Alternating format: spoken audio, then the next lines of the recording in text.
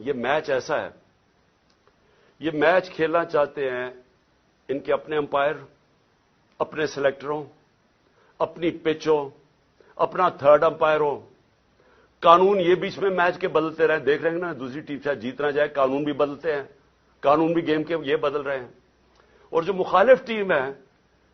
اس کے کیپٹن کو یہ جیل میں ڈالنا چاہتے ہیں، اس کی اچھے پلیئرز کو یہ ان کے اوپر مقدمے کر کے ان کو باہر رکھنا چاہتے ہیں ٹیم سے، باقی جو ٹیم ہے ان کو کوئی پولیس ڈنڈے شنڈے مار کے کسی کی ٹانگ توڑ دی، کسی کا ہاتھ توڑ دیا، اوپر سے